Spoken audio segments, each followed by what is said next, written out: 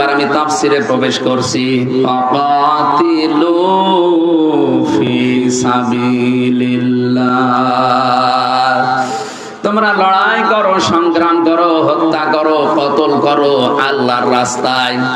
এই শব্দটার ব্যাখ্যা করতে গিয়ে আমার মনে হচ্ছে আল্লাহ কতলের পক্ষে, মারামারির পক্ষে। এই কারণে উনি পক্ষে কথা বলেছেন, কারণ দুনিয়ার মানুষের চরিত্র উনি জানে। পুলিশগুলো মানুষকে ডান্ডা দিয়ে ঠান্ডা করে এমনিতে না, কিছু মানুষের চরিত্র ওই রকমই।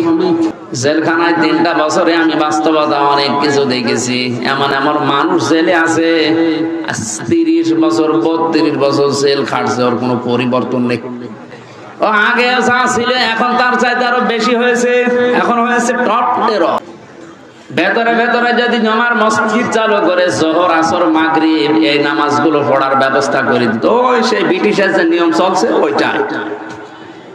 এই নিয়ম নীতিগুলো ভেতরে যদি সংশোধনাগার সত্যি এভাবে তৈরি করতো, মানুষ আসলে ভালো হবার সিস্টেম ওই জায়গায়।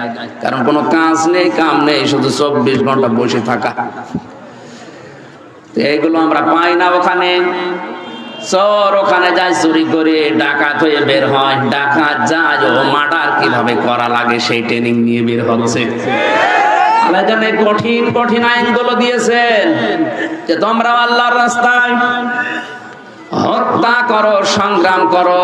ফালাম তাকতুলুহুম ওয়ালাকিন্নাল্লাহা কাতালাহুম ওয়া মা রামাইতা ইয রামাইতা ওয়ালাকিন্নাল্লাহা রামা।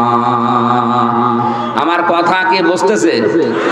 এই আয়াতের প্রথম কথা এটা যে তোমরা হত্যা করো। কার রাস্তায় করবা? ফি সাবিলিল্লাহ, আল্লাহর রাস্তায়।